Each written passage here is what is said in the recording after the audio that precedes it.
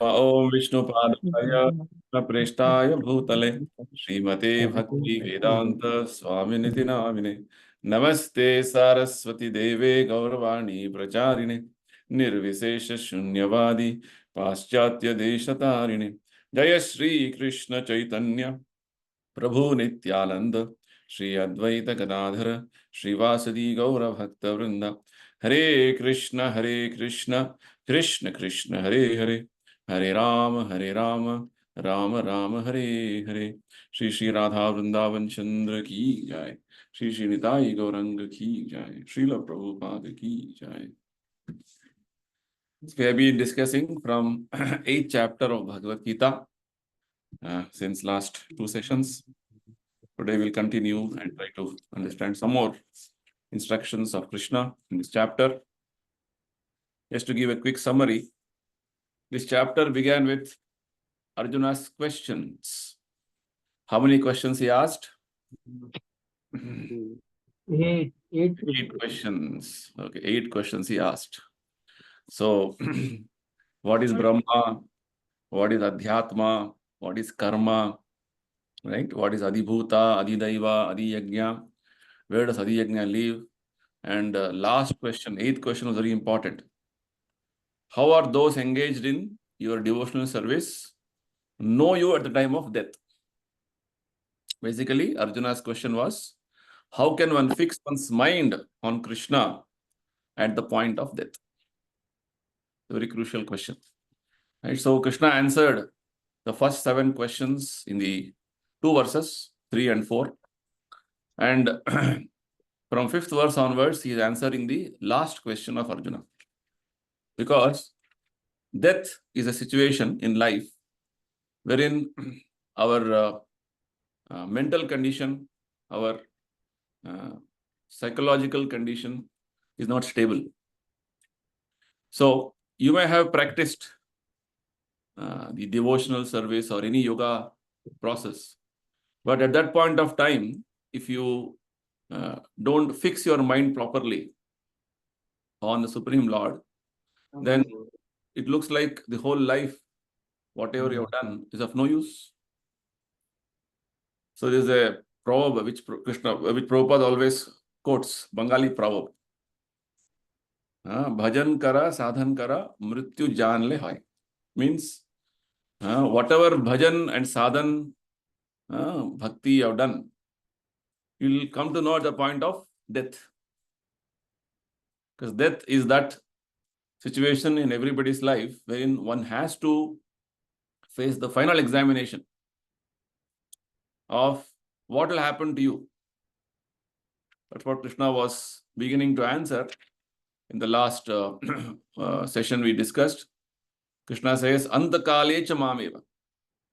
At the end of your life, you have to, at the point of time of death, you have to remember me alone. Mameva. It's like towards the end of Gita also Krishna says, Sarva dharman parityajya mamekam. Means this mamekam means not that, you can do this also, that also, no option. Only one option. It's not option, is only one thing you have to do, nothing else. So these are the very important words Krishna uses in Bhagavad Gita. Mam eva means certainly only me you should think of, nothing else. Okay, what happens if I don't think of Krishna? Krishna says, whatever mental situation you are having, that type of life you will get. Yam yam vapi smaran bhava. Right? Whatever smaran, whatever thinking, whatever thought processing you are having, that type of life you will get definitely.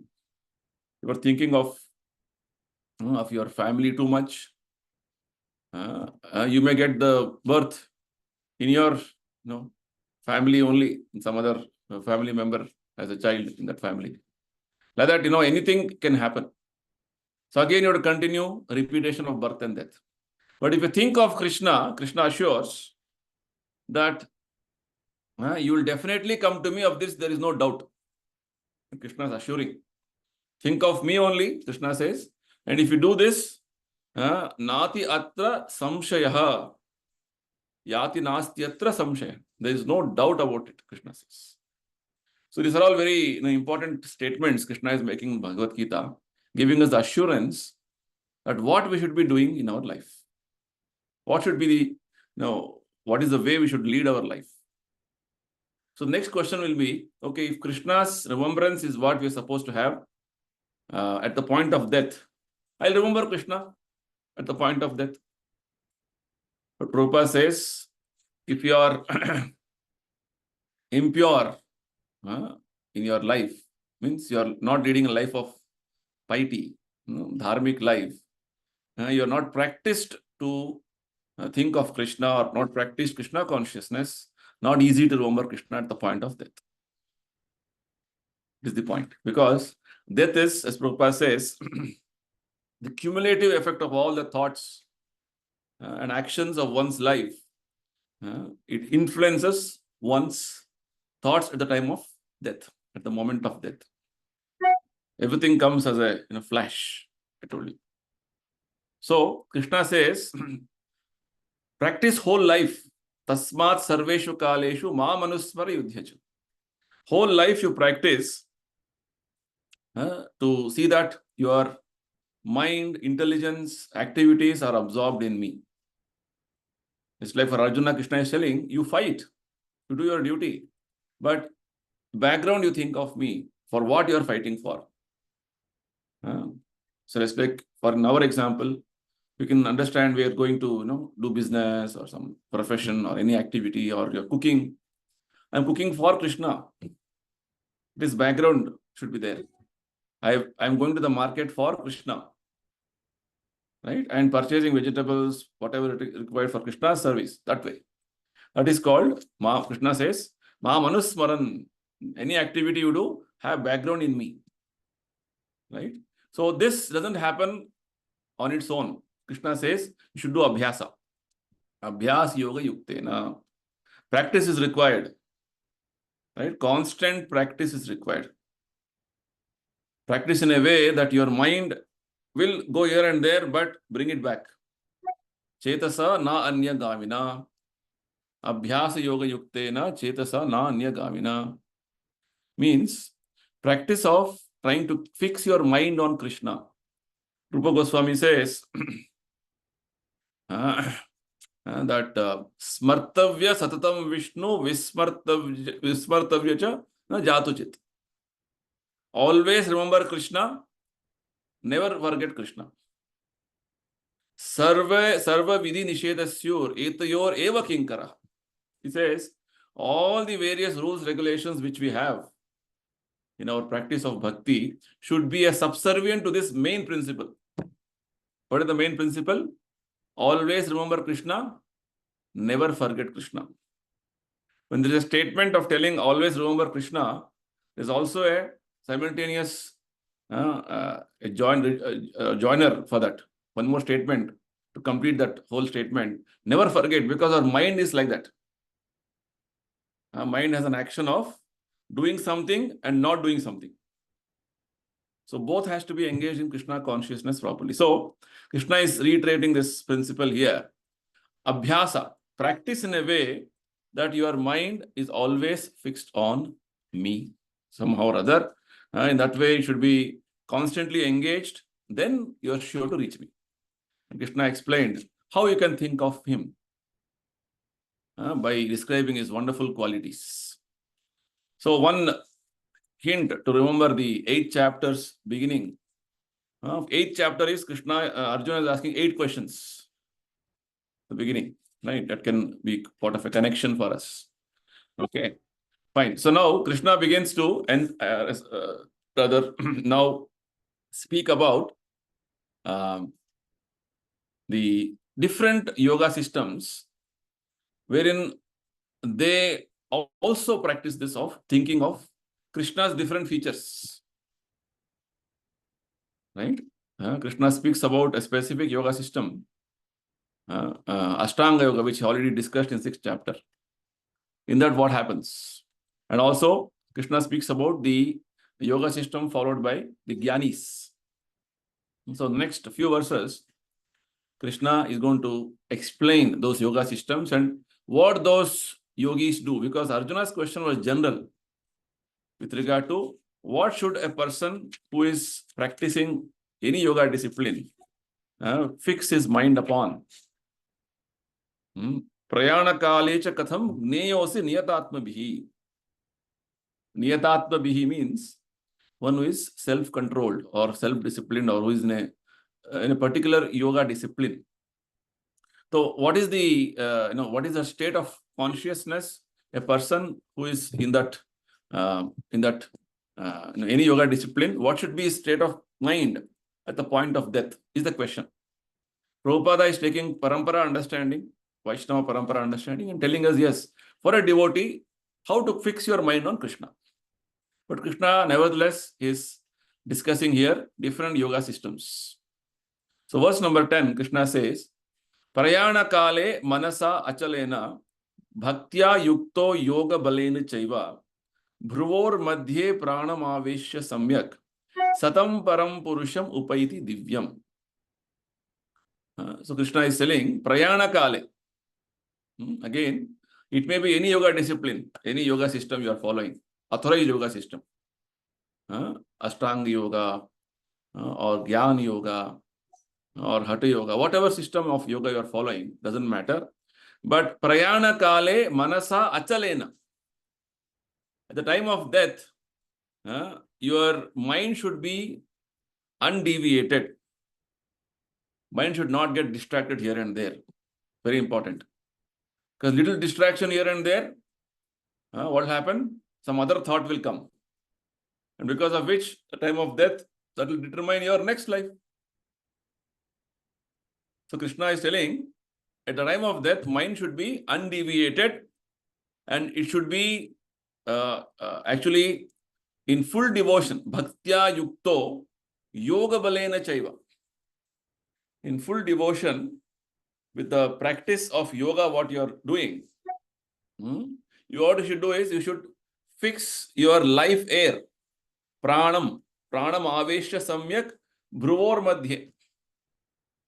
It is actually a yoga process wherein you lift the life air and bring it to the point of here, between the two eyebrows. This is called Kundalini yoga. Right? This is what Krishna is mentioning here. Right? From the Nabhi, you bring to the chest level, then to the neck level, then here, then here. And yogi is supposed to focus like this. At the point of death, that life air will, crack open the head, cerebrum, and then it goes. That is the best way. That is the right way. That's what yogis practice. So, Prabhupada is very nicely explaining, if a yogi can lift his life air, because there is a life air within us, prana. Krishna explained about this prana in 7th chapter. Right? I am the prana in everybody. Right? In verse number 10, I believe. Right? I said,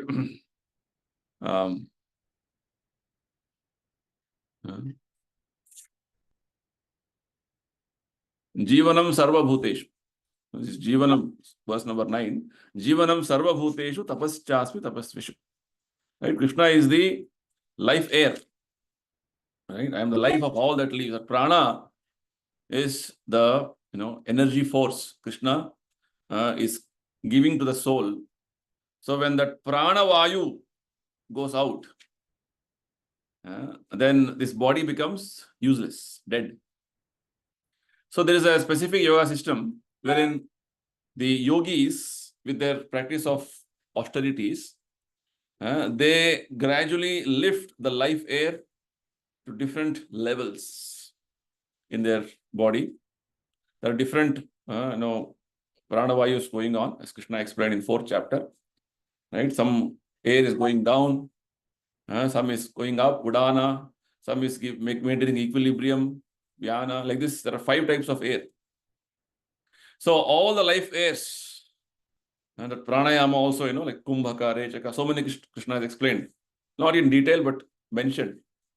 So basically in this yoga system, at the time of death, one has to control the life air between the eyebrows here. Right? Almost it's come to the head. And here there's a Brahma Randra in the head. And the life air should pierce at Brahma Randra and exit. That is the perfection of yoga. That's what Krishna is telling us here. So if this perfection happens, then he will reach Paramam, Param Purusham Upaiti Divyam. Then will certainly attain to the Supreme Personality of Godhead. So this is also an authentic process. This is a authentic process which is part of the Vedic culture. But Prabhupada, every time he compares with some yoga process with the Bhakti yoga process. This type of yoga practice is not practical for common people.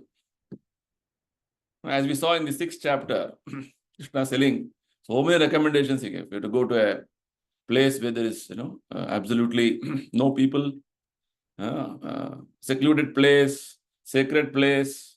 You have to have a proper sitting place, not too high, not too low. You have to spread kusha grass on that a thin cloth and a deer skin, then sit straight. So many recommendations. Not practical for people in this age of Kali. So similarly, this also is an authentic process which Krishna is only mentioning here. There is no description, which Prabhupada says is not practical. Right? So basically the purport of this verse is that nobody can remember Krishna all of a sudden, at least at the point of death. So Krishna uses a specific word here, yoga balena chaiva.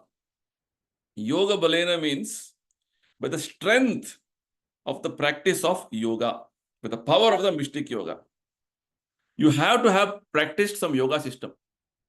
Then only you can remember Krishna. Whatever yoga process you do, it may be Kundalini yoga as we're discussing now, or Ashtanga yoga. Yogi has to have the complete absorption of Krishna's different features, one of the features in his consciousness. Samadhi, in Ashtanga yoga also, he has to focus on the super soul. Jnani yogis have to focus on the Brahman. Right? So this is what is required. This is what Krishna generalized. Antakalecha mameva. At the end of your life, you have to think of me in any features, any of the authorized features. Then you come to me. So this yoga balena, which means unless you practice yoga, you cannot come to the transcendental state of being, Prabhupada says. Because the mind is very agitated, always. So it has to be pacified or cooled down, or rather it should be trained. That's what we have read in the 6th chapter very clearly. So one should practice this transcendence, Prabhupada says, through yoga during one's life so that this perfection can happen. Right? So next, we'll go to the next verse. So from verse 11 to 13, Krishna explains 2 yogas. He explains Jnana Yoga, and he also explains the other yoga called the Ashtanga Yoga also. The principles are all almost same. Verse number 11. Yadaksharam veda vido vadanti vishanti yadyatayo vitaragaha yadichanto brahmacharyam charanti tatte padam sangrahena pravakshe. So here, Krishna is telling, Veda vido vadanti. One who is Veda vida means one who is very conversant with the Vedas, very learned in the Vedas. What they do? They utter Omkara. Right? Yadaksharam. Omkara, sound. Om. Right? So, those who are learned in the Vedas, Vedantist, they, basically Jnanis, they utter Omkara, and these people also have practiced yoga. Yad yatayaha vitaragaha. Right? So, they are yatis. Yati means renounced. Sannyasis. Sannyasi means in especially in Vedantic type of practice, yoga, jnani system, they have very strict, they follow. We'll see in the 12th chapter how difficult it is.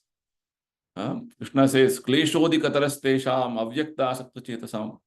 It is more difficult than one who practices bhakti yoga to practice that austerities in jnana yoga. Those very severe austerities they follow. So because for them, they have to be detached from matter. So, yad yatayo vitaragaha. Vitaragaha means they have given up all attachment. They are completely in the renounced order of life. So, they in order to come to this level of austerity and practices, what is their what is the goal? I have to go and merge in the Brahman, impersonal Brahman, right? So for this they practice brahmacharya. Yadichanto brahmacharyam charanti. So Krishna says, now I will briefly explain this process to you, Arjuna. So this is the process of Jnana Yoga. Specifically, wherein Krishna is telling those who are desiring to enter into the Brahman, impersonal Brahman. What is impersonal Brahman? Impersonal Brahman is one of the features of Krishna's existence. Krishna as a person is Bhagavan. He is in the spiritual world. And from him, effulgence is coming out. Bodily effulgence. That is called Brahma Jyoti. Right? So, the impersonalists or the Jnanis want to go and merge in that impersonal Brahman or Brahma Jyoti. They don't have the understanding of Krishna's personality. For them, God means light. Brahman. Nirakara. Nirvishesha. They say God is impersonal, ultimately. Absolute truth is impersonal. Yes, that is correct. But that is not perfect. It is correct, but not perfect. Prabhupada says it is partial understanding of God. Prabhupada gives very good examples. Just like the sun. Sun has effulgent sun rays coming out. Morning, in your house, through the windows, through your doors, a lot of sun rays come. Right? Oh, you think sun rays is very powerful. Sun rays means sun has come to my house. Yes, it is correct in one sense, not correct also. Because sun rays is energy of sun. If sun rays have come to your house, there should be a source of the sun rays. Where from the sun rays is coming? Then you go further, you get sun planet. Correct? From sun planet, sun rays are emitting. Right? Where the sun, what is the sun planet? Sun planet is a place where sun god lives. Right? Surya Deva lives. And what is the name of the Surya Deva of present time? Presently, who is sun god? What is the name of sun god? Vivaswan. Vivaswan. Very good. Is fourth chapter we understood. Right? Presently, sun god's name is Vivaswan. So you should understand the names of these different posts like sun, moon, or Indra. They're all posts. They're not the name of any person. It's like Prime Minister is a post. Right? Defense Minister is a post. That post can be occupied by any person with different names. Right? So, sun god presently is Vivaswan. So, sun god is there. Sun planet is there. From sun, effulgence is coming out. So, this is how Prabhupada explains this Krishna is in Goloka Vrindavana. From his body, unlimited effulgence is coming out. Brahma Jyoti, just all over the universe, all over the creation, that Brahma Jyoti is pervading, all pervading. So Krishna has his own planet, Goloka Vrindavana. He is in that planet as person, and from his body, effulgence is coming out. So, for the impersonalists, they just understand that the effulgence coming out of Rather the impersonal light is the ultimate. Right? So this is their understanding. So Bhagavatam explains it is because of their not performing devotion. Aruhya krichyana param padam tataha anadata yushmadangraya. Right? Bhagavatam says they may elevate to the highest level of impersonal Brahman, Brahman Jyoti, merge there, but that state is not stable. You have to again come back because Prabhupada gives different examples. It's like you're traveling in a flight, long flight. Sushila has traveled 14 hours, 18 hours, right? You get bored after some time. You have to sit, no activity, right? Only for a normal person, you have to be interacting with people, you have to do normal life. Not you have to sit one place and just go on seeing the sky, which has no variety. So like that, Prabhupada says, when Prabhupada set out to travel to America in August 1965. Now, Prabhupada, yes, I'm going to America. I was just very excited. But after a day or two, he saw everywhere only water, water, water. So he developed seasickness, right? So that is how it is. So as a person, as a living entity, we want interactions with people and varieties. This impersonal Brahman means no variety. Nirvishesha. Nirakara. Oh, light, light, light, light. That is not what we want. That is an unstable position, which will again make us to come back to the material world. That will make us fall down, Bhagavatam says. So, here Krishna is specifically explaining the impersonal Brahman in which the yatis, renounced order sages, the impersonalists, the Gyanis, they want to enter. Vishanti yad yatayo vitaragaha. So, for the impersonalists, the sound Om, that is Brahman. Prabhupada explains, Om basically means, oh my God. Okay, oh my God. Very nice, right? Om. The impersonal sound is Om, this impersonal sound of Krishna. And the sound Hare Krishna already has Om in it. Don't worry. Oh, Prabhuji, you're only chanting Hare Krishna, we're not chanting Om. Hare Krishna already has Om. Okay, so it's called Maha Mantra. Don't worry. Sometimes people say, that mantra I'm chanting, this mantra I'm chanting.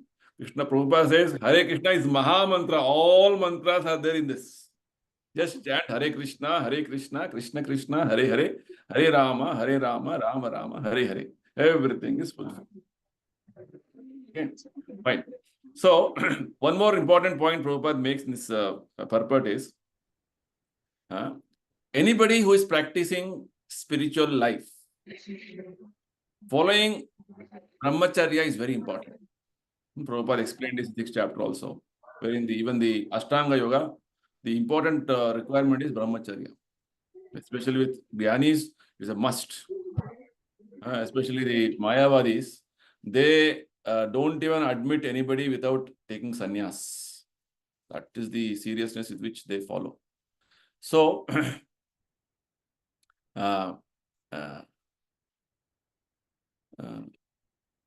brahmacharya or celibacy, taking sannyasa is essential in all types of spiritual practices.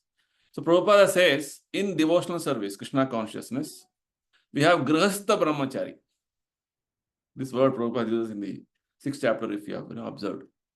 So what is a grihastha brahmachari? Yes, you are staying with your wife, husband, but your purpose of life is not to enjoy sense gratification. Your purpose of life is to advance further in bhakti, right? So, only for procreation, you're indulging in sex. Otherwise, or you're refraining from sex indulgence. And both of you are cooperating, husband, wife, to move forward in Krishna consciousness. Such a person is grihastha brahmachari, which means he is restraining his ability or his propensity to enjoy sense gratification and limiting it only for specific purpose. So here Prabhupada specifically says that Nowadays, where is brahmacharya? We are seeing all children studying in high schools. The girls are becoming pregnant. So from the very beginning, there is so much of social media, television influence that everybody wants to experiment. So where is the question of brahmacharya? Not easy. So unless one practices brahmacharya, it is very difficult to understand Krishna, understand about spiritual life. Prabhupada says, unless one practices celibacy, advancement in spiritual life is very difficult.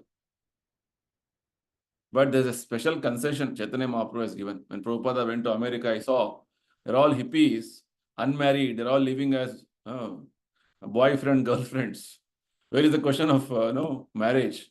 No marriage, all like animals.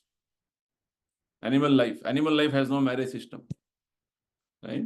So Prabhupada says Chaitanya Mahaprabhu has been very merciful. He said, whatever situation you are in, you simply chant the holy name of Lord Krishna. Hare Krishna, Krishna Krishna, Hare Hare, Hare Rama, Rama Rama, Hare Hare. This will replace all the various requirements for practice of yoga. See, such a merciful incarnation Chaitanya Mahaprabhu is. So always Prabhupada is comparing how strict it is other yoga systems with regard to following some discipline, some regulations, rules, regulations, niyama, yama. Whereas in Krishna consciousness, it is very lot of concessions are given. Even then, Chaitanya Mahaprabhu says, we are so unfortunate, we are not taking up chanting Hare Krishna. Right? Namanam Bahuda Nija Sarva Shakti Tatrarpita Niyamita Smaranena Kala. Krishna has invested all the powers of his holy name, all the powers of his personality in his holy name. No hard and fast rules to chant when, how, anytime you can chant. Whereas, see, some other yoga systems, you have to chant this mantra at this time only. If you chant some other time, you will get a ulta result. It's not like that. Anytime, 24 hours, anytime you can chant, wherever, however. Right? Tattarpita nimita smaranena kala etadishi tava kripa bhagavan mamapi durdaiva midrisham mihajanena anuraga. In spite of all these concessions, all these so many wonderful opportunities, even then holy name is not coming on my tongue. I'm so unfortunate. This is Kali Yuga's situation. So much easy it has been made. Even then people are not taking up. That's the problem. Okay. So just now Krishna mentioned that I will tell you about a process, yoga process called Jnana process, wherein yogis, yatis, they control their senses, they utter the Omkara, and they enter into impersonal Brahman. So what is the system? Sarvadvarani samyamya, verse number 12. Mano hridi nirudhya cha murdhi adhayatmana pranam astito yoga dharanam. So, yoga dharana, the yogic situation or the situation of this yoga system is that it is that of detachment from all sense engagements. Sarvadvarani samyamya. What do you mean by Sarvadvarani? Krishna explained in 5th chapter. Navadvare pure dehi. Our body has 9 dwaras, 9 gates. All these senses are considered to be gates. Right? Here only we have how many gates? You see. Here we have 7 gates. 2 eyes, 2 ears, 2 nostrils, 1 mouth. 7 gates. And one is anus, one more is rectum. Sorry, genital and rectum. Anus. So these are the 9 gates. So these 9 gates, you have to have control on them. Engagement. That's what Rupa Goswami says. Vacho vegam manasa krodha vegam jihva vegam. He is telling how every gate is demanding. I want this, I want this, I want nice tasty food, I want to see beautiful things, I want to hear good music, I want nice smell, I want to enjoy senses. Right? Like this, every day, sense is demanding. Rupa Goswami says, Vacho vegam, manasah krodha vegam, jihva vegam. Every sense has its own demand, has its own push. But you have to control them and dovetail them in Krishna's service. Right? You want to eat Krishna Prasada. You want to hear about Krishna. Right? You want to see Krishna's wonderful form. So like this, Rupa Goswami says, this is called sensual control of senses. Whereas these jnanis, they have to shut down everything. Complete. No more interaction with the outside world. This is one more process wherein mechanically you're trying to restrain yourself. In Krishna consciousness, Krishna has been telling, host, can you please silence this? Somebody? Hare Krishna.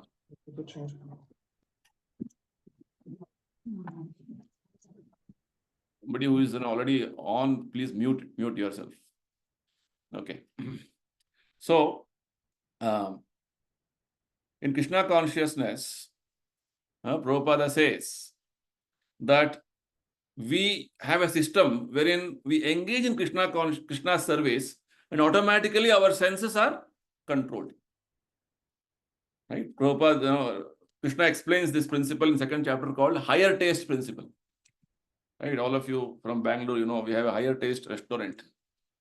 Right? Higher taste, this word is from Bhagavad Gita. Second chapter, verse number 59. Param drishtva nivartate. Rasavarjam rasopyasya param drishtva nivartate. When you have a higher taste, you'll give up your lower taste. Our sense gratification is our lower taste now. Oh, we're getting nice prasadam. Higher taste. So why you have to go to lower taste? Right? That's how it is. Right? Chanting is so nice, higher taste. Why you have to go for cinema songs, all these things? Give up. Like this, you have to develop a higher taste. When Krishna's service happens, automatically lower tastes given up. Whereas in the other yoga processes, it may be Ashtanga or Jnana or whatever it is, yoga, other processes, the practitioner has to practically control his senses from sensual engagement. Sarvadvarani samyamya. This process is called pratyahara. Ashtanga yoga, there are 8 steps. Yama, niyama, asana, pranayama, pratyahara, dharana, dhyana and samadhi. So Krishna is explaining about pratyahara and dharana here. Yoga dharanam. They're all technical words, which is all authentic processes. So, controlling means pratyahara, Prabhupada explains, withdrawing the senses from sense objects. Eyes are closed, ears are closed. What all you close? It's limited to one hand. Right? Everywhere, distractions. So Prabhupada says, not easy. Vishwamitra Muni went to the forest to meditate deeply. Indra got afraid. Oh, Vishwamitra Muni will get great powers. He sent Menaka. And she came dancing, tinkling bells. He couldn't close his ears. He just heard, nice sound. Opened his eyes. Oh, beautiful form. Over. Finished. After that, he married Menaka. And he begot a child also, girl child, Shakuntala. After that, he realized, what did I do? I came for meditation and this family life. I left family life. In fact, Bhagavatam explains, Vishwamitra had 100 sons before as a king. He left everything and came here. Again, he got entangled. So he was thinking, what am I doing? And he left immediately.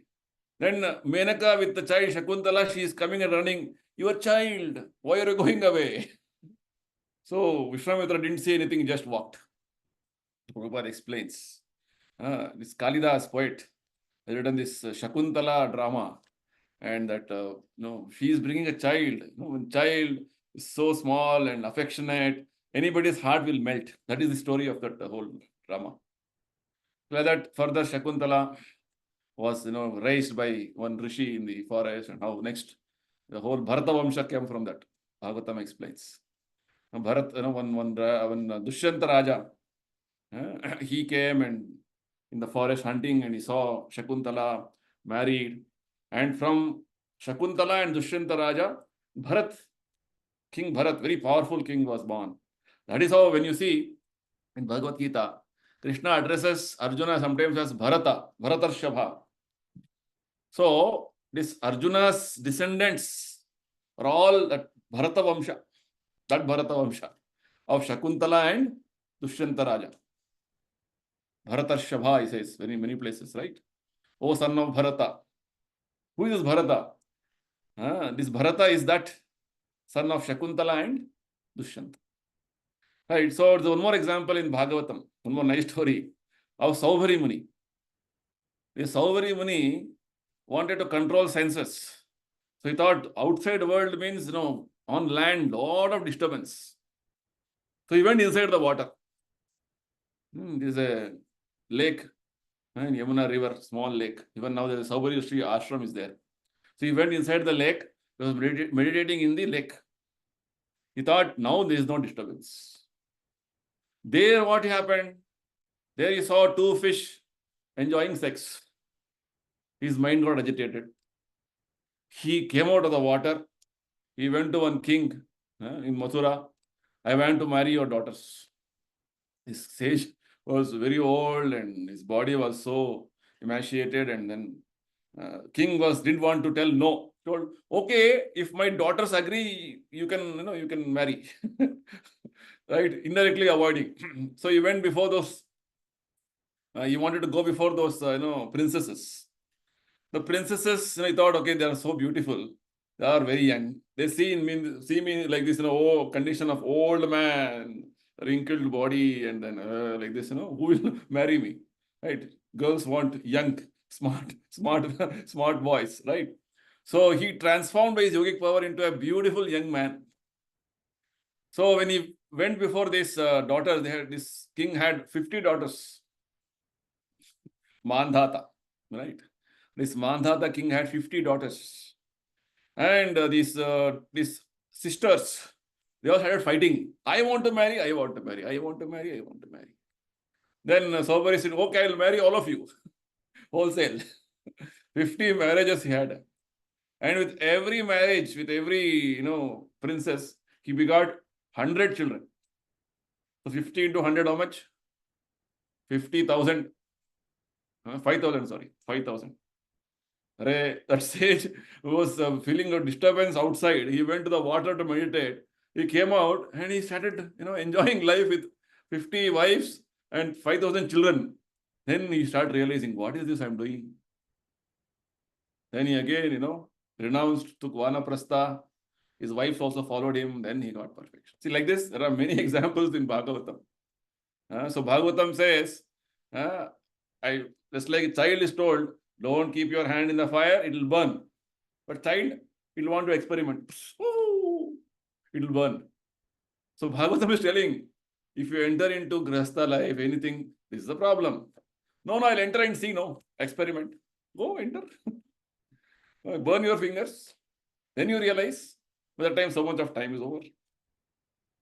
So, practicing the regulations, what is given in Bhagavad Gita, Bhagavatam is very important. So here pratyahara means withdrawing the senses from sense objects. Every sense requires different engagements.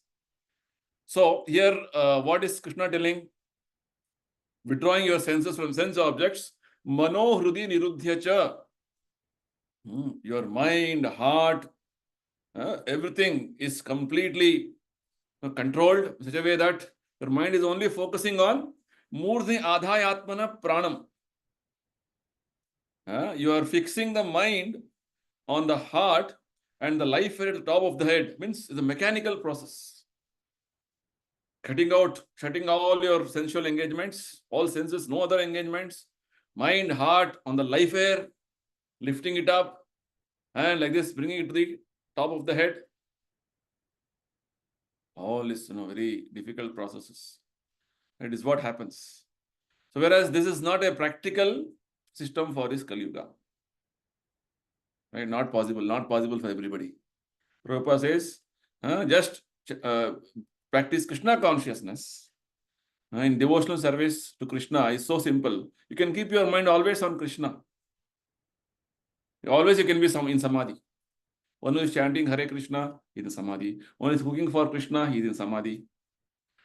Coming to samadhi in Krishna consciousness is very easy.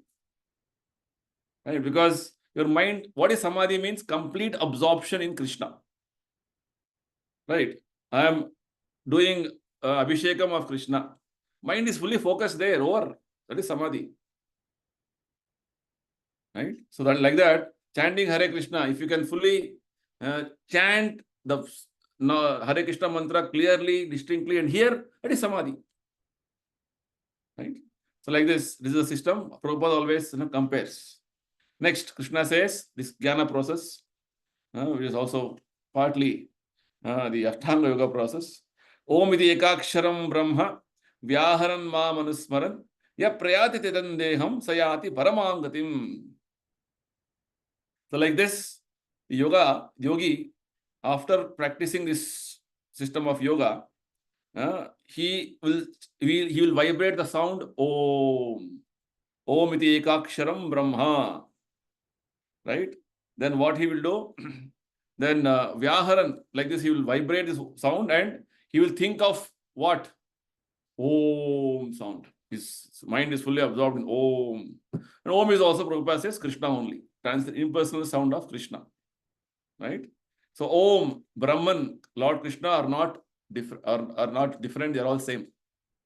Om also means Krishna. Brahman also means Krishna. Krishna and simultaneously not Krishna.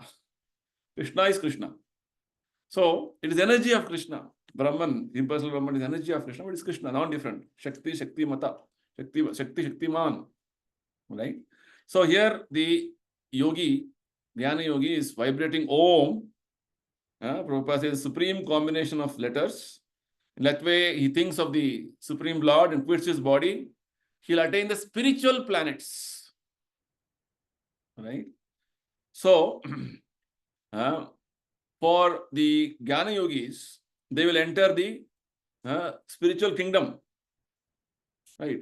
Specifically, if you are thinking of any specific form of Krishna, you will enter Vaikuntha planets. One specific Vaikuntha planet you will enter. And if you are thinking of Krishna specifically, then you will go to Goloka Vrindavan. In spiritual world also varieties are there. This you have to understand. So, whereas the Jnana yogis will remain, or the impersonalists will remain in the Brahma Jyoti. Whereas the personalists, they chant Hare Krishna or any specific mantra, authorized mantras, they will go to specific spiritual planets, known as Vaikuntha or spiritual world. There are so many innumerable planets in the spiritual sky. If you chant Hare Krishna, the way Prabhupada is telling, you will go to Goloka Vrindavan. Where you want to go, you can decide. Okay, next. Very important verse number 14. Ananya cheta satatam yomam smrati nityashah tasyaham sulabha partha nitya yuktasya yoginaha. Right? So Krishna is telling, Ananya cheta satatam. See, Krishna is repeating this, some principles again and again. Abhyasa yoga yuktena. What is that? 8th verse. What did Krishna say? Abhyasa yoga yuktena chetasa nanyagamina. Practice the yoga system in a way that you are undeviated. Again, Krishna starts with without deviation. Ananya cheta satatam. Your mind should be undeviated. And what you should do? Satatam yomam smarati nityashaha. It should only meditate on me, think of me always. Satatam. Anytime it should only think of me. And nityashaha. Nityashaha means always. Every day. All the time. Same thing as Krishna said. Tasmat sarveshu kaleshu. Similarly. Right? So, we have to understand that Krishna is repeating these very principles of chanting. We have to little focus on these important principles. This is what Madhu Pandit Prabhu has been telling us about chanting. Undeviated, uninterrupted chanting. Uninterrupted means what? Uninterrupted, satatam. Means you are chanting Hare Krishna. Suddenly, one thought comes and your chanting is stopped. You're interrupted your chanting. So Satatam means continuously. One mala, you should finish. No, I did Hare Krishna, Hare Krishna. Some 20 beats over, some work came. Again, mala I kept here and again attended the work and I came back. No, that is wrong. If you want to attend the work, attend and come back and see that at least one mala is completed. Satatam. Very important.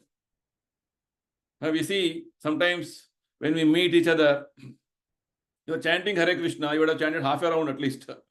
But as soon as you see somebody start talking, and your half round is half round only. Either you'll complete or you'll forget to complete. Anything can happen. Right? Or you may think, okay, I'll complete evening. Morning half I did, evening I'll do half. That is again not good. At least one mala 108 times should be satatam. That is uninterrupted. Very important principle. And ananya means undeviated. One is uttering the mantra. One more is, what is your thought process going on? In your mind, what all thoughts come? If you don't chant and hear what you are chanting, then your mind will give you so many things to start thinking. Right? If you don't hear, you will think. Very important principle. And if you hear, you will not think. If you don't hear, you will hear your mind. That is called subtle thinking. Okay. Subtle talk. Mind is talking so many things. Yesterday I ate something. Today what I'll eat, I don't know. Again, my wife, same thing she'll cook yesterday's only. Very bored with this. Hare Krishna, Hare Krishna, Krishna Krishna. Right? Hare Krishna is going on like a background music. All your anger, all your good experiences, all your various emotions are all going on as a film with your mind, background mind. Hare Krishna is going as a nice music. Hare Krishna, Hare Krishna. Okay, one mala over, next Hare Krishna. Somehow malas get over. But your mind, Ananya means no hearing Krishna at all. No, Prabhu, I am hearing about Krishna's service only. That is also wrong. Because I have to plan what to cook. So I am thinking, if I put some pudina in the chutney, how it will be Hare Krishna, Hare Krishna, Krishna Krishna, Hare Hare. Now, if I put more salt, what will happen? Hare Krishna, Hare Krishna, Krishna Krishna. Wrong. Very important. This verse is a very important verse. No, this chapter is telling us how to have proper smaran. Two important words here is Ananya Satatam Nityashaha. Nitya means every day you're chanting. That is good. But these two principles, Ananya Satatam. Right? Krishna repeats this in many other places also. Your chanting should be uninterrupted. No interruption. Okay, you're sitting now to chant 4 malas. Sit down. One place. Not that, every time, you get up, this. So you should fix a time, or you should have some time wherein there is no other disturbance. No disturbance, your mobile will give disturbance. Tung. Oh, some WhatsApp has come. Hare Krishna, Hare Krishna, Krishna Krishna, Hare Hare, Hare Ram, Hare Ram, Ram. Acha, they're only chanting, only you're responding. Yes, no, something. Oh, then some very interesting means you'll keep the feedback and chat. Oh, this is all, very much offensive. You're disrespecting the holy name. Not good for us. Lord will, anyway, he will say, okay, somehow you're chanting. But the effect for you to get the complete benefit, because Krishna says, if you can chant like this, Satatam, uninterrupted, Ananya, undeviated, then I am very easy to obtain. Very important, you see. Krishna says, I'm easy to obtain. If you don't chant like this, Krishna will be difficult to obtain. Opposite of this. If your chanting is not satatam, if your chanting is not ananya, this is exactly what Prabhupada gives an example of. A crying child desperately for his mother. Desperate cry of a child for its mother. The child is little crying, little playing.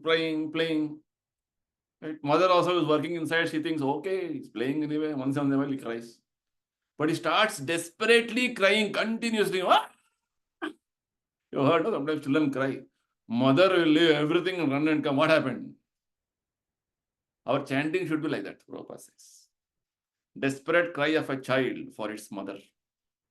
Right now, our chanting is, once in a while, Krishna thought will come. Krishna's, will hear Krishna. Otherwise, mostly we are hearing our mind. Let us be very honest. We have to improve in our quality of chanting. So Prabhupada explaining the principle of what is Ananya Satatam and how Krishna becomes very easily accessible or available to us. Otherwise, getting Krishna or accessing Krishna is not easy. What did Krishna say in 7th chapter? Manushyanam sahasreshu gasyadi siddhaye. There are millions and millions of people who are endeavoring for perfection. Out of them who have endeavored for perfection, who have achieved perfection, hardly one knows me in truth. Right? Bahunam janmanam ante jnanavan mam prapadyate Vasudeva sarvamiti. 7th chapter again Krishna says. To come to this stage of Vasudeva, everything is very rare.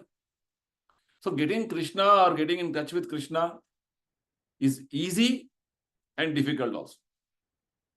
Easy when you follow the process. Ananya Satatam. Prabhupada says, Bhakti Yoga is very simple and pure and easy to perform. Simple, pure, easy to perform. But we complicate it.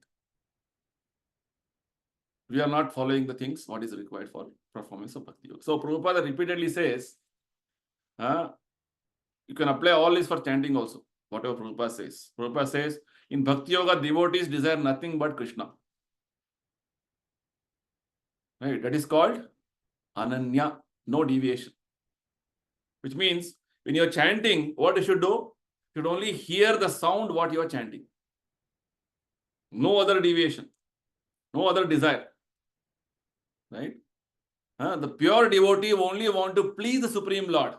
Prabhupada says next. And so, which means with every chanting, the feeling is, with this chant, I'm going to please Krishna. This background feeling is always there in you. Krishna is pleased because, not that I am assuming it, Krishna himself says in scriptures, authorities say, if I chant this way, Krishna is pleased. Right? Krishna is pleased nevertheless, whatever way you chant. But the quality of your chanting, as it is, more and more intense, more and more pure, that much, Krishna is more pleased. Just like, you get a 24 karat gold or, gold plated something. What you will be pleased with? Of course, 24 karat gold. So, purity, more you will feel satisfaction. Krishna is going to give you that satisfaction. The second point Prabhupada says in the purport. So, Ananya Satatam, Prabhupada is explaining very nicely. Mind is not deviated with anything, no other desire other than nothing. I don't want anything other than Krishna. Our mind, why it gets either deviation? Why? Because that is also good, this is also good. It is simply, going in a circle all around the world. Right? Around the world in 80 days. So this is what is happening. We go on not 80 days. In 1 hour, we go all over the world, all over the universe. Chanting means, around the world, around the universe trip. Right? So this is what happens. So desire nothing other than Krishna. Want to please only Supreme Lord Krishna. Then Krishna is easy to obtain. That's why Prabhupada says Bhakti Yoga is easy, simple and pure. And Krishna is very merciful, Prabhupada says. Krishna is very merciful to those who engage in his service, and he helps in the various ways the devotees who are fully surrendered to him. Surrender means this: Ananya Satatam Nityasham. Nityasham means daily I have committed to chant fixed number of rounds. 1 round, 4 rounds, 16 rounds. I will chant. This is called Nityashaha. Satatam means while chanting your fixed number of rounds, see that it is done. Every round is done uninterruptedly. Okay, now I have time for chanting 2 rounds. Let me sit for 2 rounds and don't get up. That is called Satatam. And while chanting, your mind getting here, there, deviating, that is also not proper. That has to, which means you have to chant and hear is the point. So the special qualification of a pure devotee is that he is always thinking of Krishna without considering the time or place. This is the point, right? A pure devotee constantly remembers Krishna and meditates upon him. These are all some highlighted points which Prabhupada is telling in the purport. It's a good, very wonderful purport. Very important verse for us. This and that 8th verse. Abhyas yoga yuktena. Practice. How does it come? It doesn't come overnight. You have to practice. Today, out of 10 points, maybe I have 0.5 I have achieved. Very good. Continue. But 0.5 will give you more strength to move forward. Tomorrow, 0.75. Very good. Go on improving. Krishna will give you strength. What did Krishna say? God helps those who help themselves. Prabhupada says the statement. You have to help yourself first. You have to show your determination, your sincerity to perform bhakti. Then Krishna will help. You yourself is very casual, very complacent. Oh, chanting karna was something I had to do. Hare Krishna was ho gaya. No, the seriousness. How serious you are, how much value you are giving for chanting, that much reciprocation Krishna will give you. Sure. Because Krishna, chanting Hare Krishna is a relationship. That's why Prabhupada says, Krishna is very merciful. Chanting is the highest service, Prabhupada says. Of all the important instructions I have given you, chanting every day, fixed number of rounds, is the topmost instruction, Prabhupada says. Right? You have to have not read Bhagavad Gita, doesn't matter. You have to chant. Every day, chant. Okay, so this is the, sum and substance of this verse. So, pure devotee, Prabhupada says, cannot forget Krishna for a moment. Similarly, Supreme Lord cannot forget this pure devotee for a moment. You see? This is what is called relation. Relation means you think of Krishna always. Krishna also thinks of you. It's not one-sided. Oh, I am chanting Hare Krishna. Krishna is hearing or not, I don't know. Every chant you're doing, Krishna is hearing. He is noting. He is reciprocating also. Right? So, very fact that you have come all the way so far, so many months or so many years in chanting, it's Krishna's reciprocation. You're able to appreciate Bhagavad Gita to whatever level I am right now is because of Krishna's mercy only. All this you have to appreciate. Okay, fine. So I'll conclude here. We'll continue our discussions in the next session. Any questions? Any clarification? Prabhuji, I have one. Hare Krishna, Prabhuji. Hare Krishna, please tell me. Yeah. Prabhuji, that you have made. Your sound is not coming. Muted. Yeah.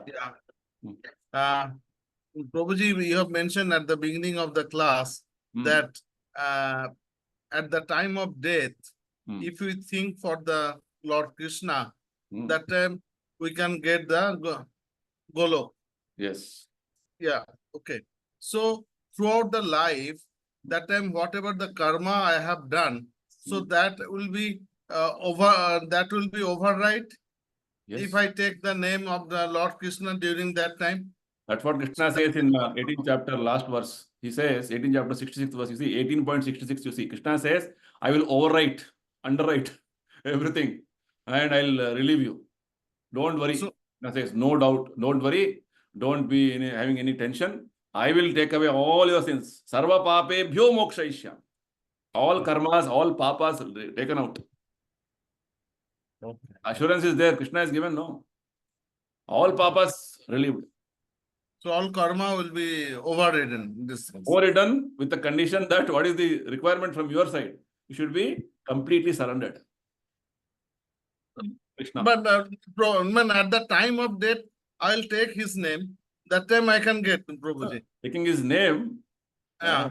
But I'll take his Saranam very good. When I'm leaving the body. Please take, that should be the desire. That should be the way our mind should be thinking now and should practice like that now. That's what we have been discussing. The whole point is we have to practice our mind. We have to see, mind requires some type of a training. Now, Prabhupada has been telling, okay, some fortunate soul, rarely he may think of Krishna at a point of death. But for general processes, you have to practice. You have to practice remembering Krishna, as Krishna has told in this chapter. Tasmat sarveshu kaleshu, always. Ma manusmara, always think of me with your mind, intelligence, with your work. He told Arjuna. Right? Abhyasa yoga yuktena. Practice like this. Ananyas chetas ratam. See, Krishna is repeating all these things again and again. Why? Because we have to train our mind in a particular way. At that point, at the point of when the death will come, we don't know, first thing. And what will happen? Not sure. But if you have practiced throughout the life, Krishna will give remembrance. This is a statement in one of the Upanishads, Ishopanishad. There is a statement, Krishna, I may not remember you at the time of death, but please remember all the things what I have done for you as a service. And you give me remembrance, Krishna, a devotee is praying. And Krishna is very merciful. He sees, okay, it's not like exam, you write and that point of time you forgot or other you couldn't write, so you are failed. No. This examination is very special examination.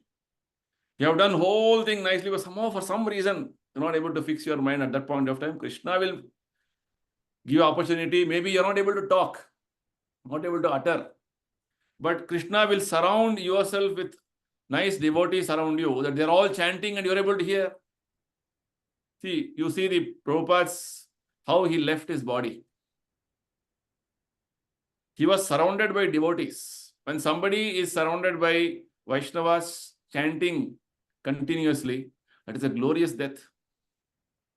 And you are in a place wherein you yourself are struggling, nobody around you to even chant Hare Krishna. Such a death is, not so desirable.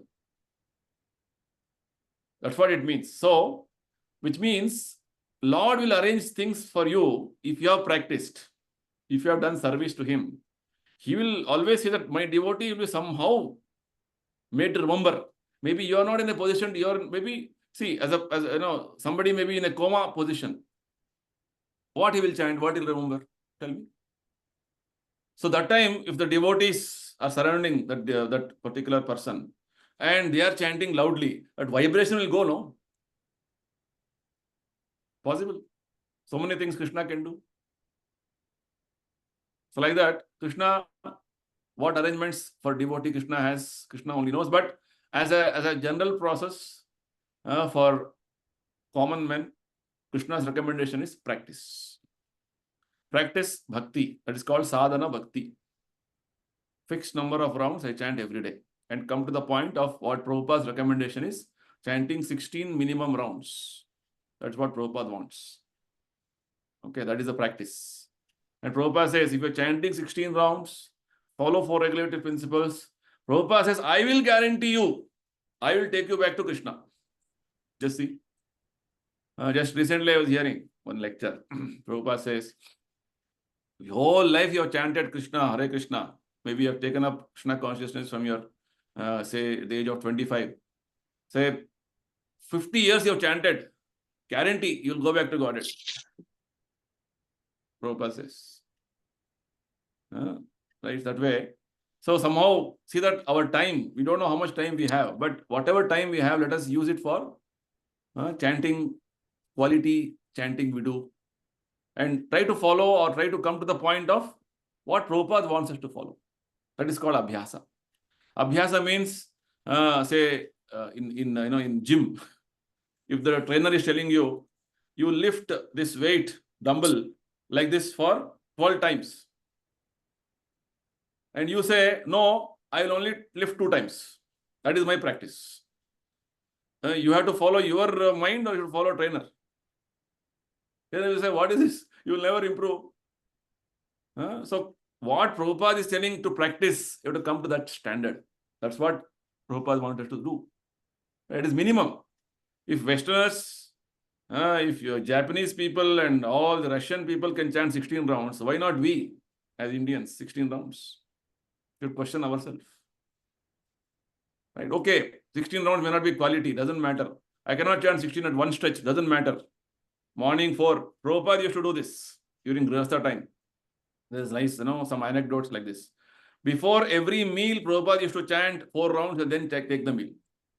Breakfast 4 rounds, lunch 4 rounds, evening some snacks 4 rounds, and dinner 4 rounds. So 16 ho gaya. So thing is, practice means not the practice what I have designed for myself. Practice means what the authority wants me to do. Let me start coming closer to that practice. Then what happens? Krishna is pleased. Because you're trying to follow a pure devotee. You're not trying to follow your mind. Right? So mostly what happens is, we want to set up some standards for our own level of some sadhana or something which we do. We think is what is routine. I'm feeling good in this, comfortable in this. So in bhakti, first thing is, your comfort is maybe there, but not priority. What Prabhupada says here, pure devotee want to please Supreme Lord. The devotee, how he can please Supreme Lord? When he can please his pure devotee. When a pure devotee is pleased, how pure devotee is pleased? When you follow his instructions. Prabhupada gives a simple example. I asking you, give me 1 glass of water.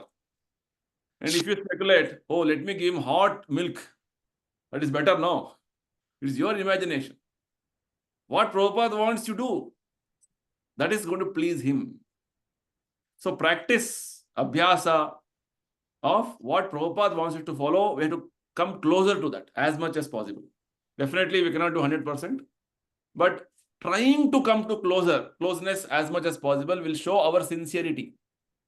Our sincerity of purpose. I'm trying. I will try my best to come to level of what Prabhupada wants us to follow. And try to improve in the quality of that, whatever I'm trying to do.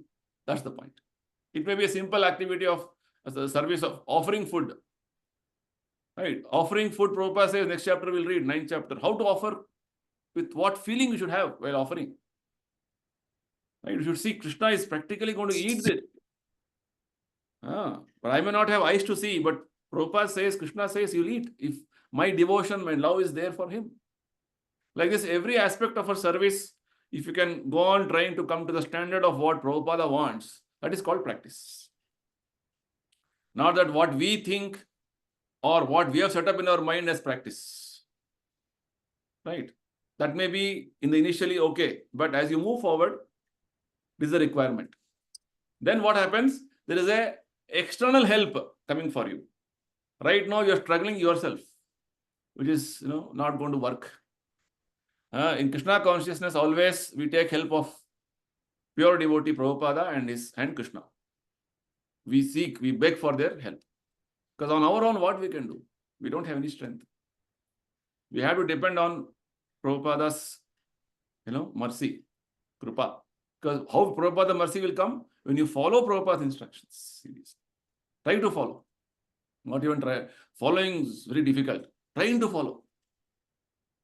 Prabhupada says, get up early morning, chant Hare Krishna, do this. I'm trying to say, okay, out of, if you mark 10 points, okay, at least I'm doing some 5 now. I'll try to do it 6 by another 1 month's time. Let us analyze ourselves with regard to where we stand now and move forward. That is required. Otherwise, our understanding of practice, our understanding of Smaran is at one level. We have to come to the point of what Prabhupada wants us. That is what Krishna will accept.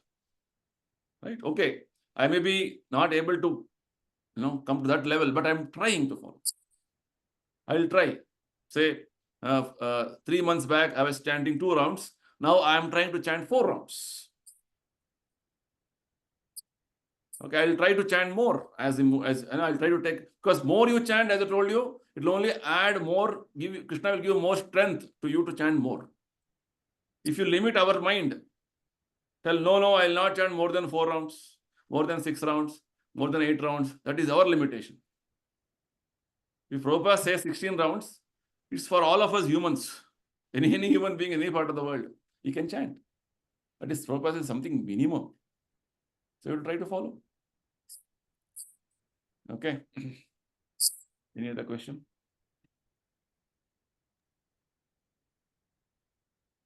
Any other clarification? Okay. So I request all of you to go through this, this chapter carefully. It's a very important chapter. I have completed almost 50% of this chapter. Right. There are only 28 verses in this chapter. 14 verses you have completed. So I request all of you to go through carefully and understand the principle, especially this 14th verse, 8th verse are all very important for our, especially chanting. Okay, fine. So we'll close now. Thank you. Hare Krishna, Prabhuji. Hare Krishna. Hare Krishna, Prabhuji. Jai Srila Hare Prabhupada. Krishna, Prabhuji. Hare Krishna. Hare Krishna, Prabhuji.